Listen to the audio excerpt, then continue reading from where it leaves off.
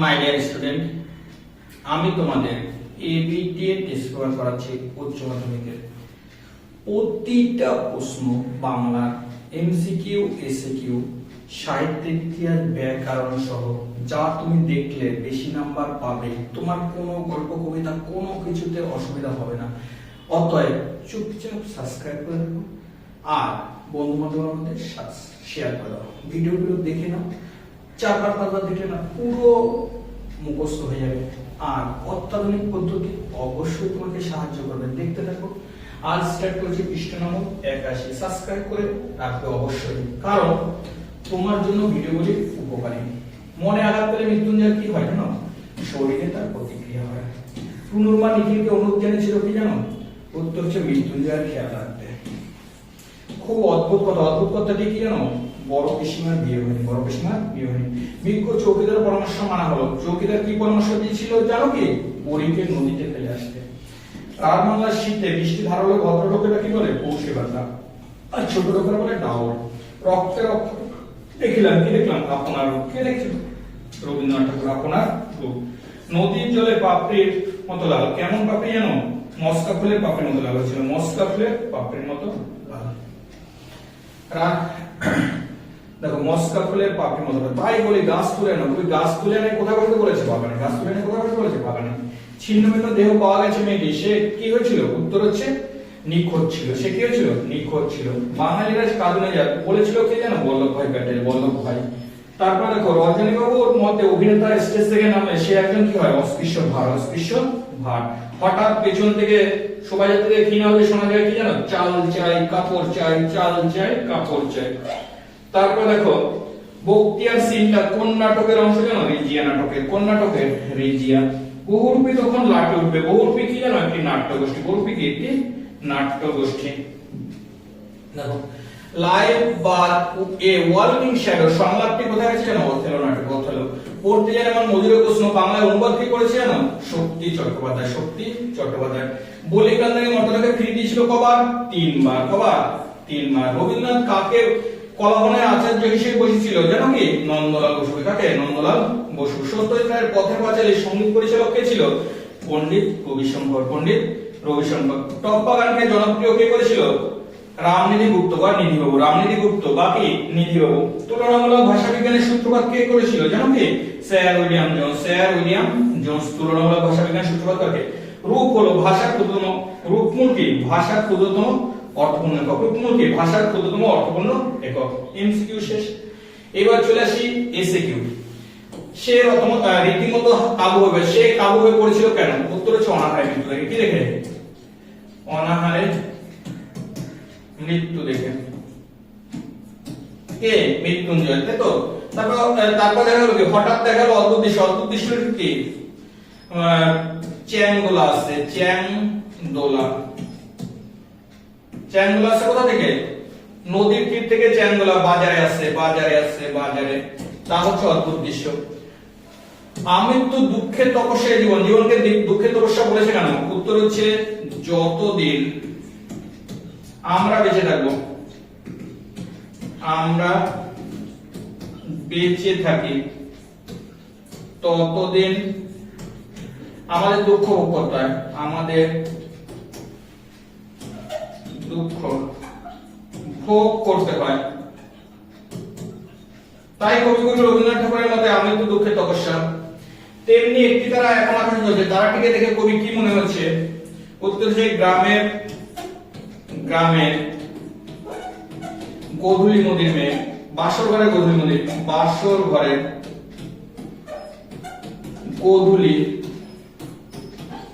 গোধূলি নদীর মেয়ে। দেখো, কবি গাছ দেখা দরকার কেন? উত্তর হচ্ছে আরোগ্যের জন্য। কবির গাছ দেখা দরকার কেন? আরোগ্যের জন্য। দেখো, পরের প্রশ্ন। এখনো যদি না থাকি বলতে কখন বলতে কার পাশে না থাকার কথা বলা হচ্ছে? উত্তর হচ্ছে জন্মভূমি। জন্মভূমির পাশে। তারপরে দেখো, পরেরটা বলেছে বুদ্ধিটা এলো কি করে? কোন বুদ্ধির কথা বলেছে? উত্তর হচ্ছে উপকরণ ছাড়া না ভঙ্গিমা নির্ভর নাটক। ভঙ্গিমা নির্ভর নাটক করা। আর হচ্ছে আইজেস্টাইন সাহেবকে দেখে, আইজেস্টাইন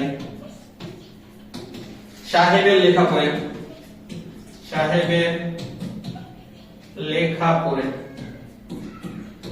তারপর দেখো, এই তো জীবনের সত্য, সত্যটিকে যতক্ষণ স্টেজে থাকে ততক্ষণ কদর। তারপর দেখো, আমাকে হেডফোন নিয়ে তো প্রমোশন দেয়নি কেন? উত্তর হচ্ছে সংস্কৃতে 13 পাওয়ার জন্য। সংস্কৃতে 13 পেয়েছিল। কিসে? সংস্কৃতে। কে? অমর। তাহলে কাকে প্রমোশন দেয়নি? অমরকে, কারণ অমর সংস্কৃতে 13 পেয়েছিল। বিয়ে নৈবেল্য কে কেন এমনটা ভেবেছিল? উত্তর হচ্ছে রজনী বাবু। রজনী বাবু, কারণ তার সঙ্গে যে মেয়েটি প্রেম করতো তাকে বিয়ে করতে বললে বলেছিল নাটক ছাড়তে। তাই বড়লোকের মেয়েরা অভিনেতার সঙ্গে প্রেম করতে পারে কিন্তু বিয়ে করতে পারে না বলে রজনীবাবু মনে করেন। সেকালে ঘন ঘন শাখা হতো। শাখা হলে কি করতে হতো? উত্তর হচ্ছে অরন্ধন মেঝেতে শোয়া। অরন্ধন মেঝেতে শোয়া। তাহলে কি বললাম? তারপর হচ্ছে বিরাট আর্মাডা। যখন আর্মাডা কি? স্পেনের নৌবহর। স্পেনের নৌবহর।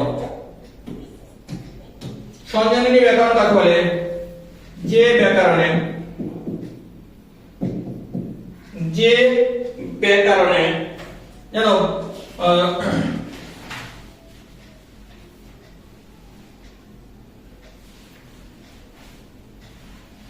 বাক্যের গঠন কিভাবে হয়? বাক্যের গঠন কিভাবে হয়? যে ব্যাকরণে বাক্যের গঠন কিভাবে হয় তা আলোচনা করেন।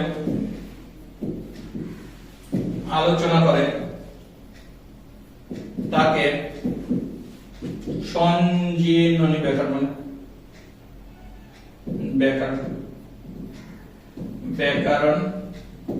বলে। দেখেন তো কত সোজা করে বললাম। তারপরে লাং পারণ তত্ত্বের কথা কে বলেছে? উত্তরে ফার্ডিনান্ড দা শ্বশুর। ফার্ডিনান্ড দা শ্বশুর। তারপর দেখো, জোর কলম শব্দ কাকে বলে? জোর কলম, দেখো দুটি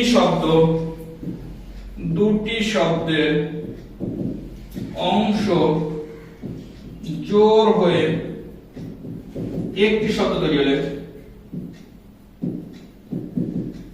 তৈরি হলে তাকে জোর কলম শব্দ বলে। তাকে কি বলে?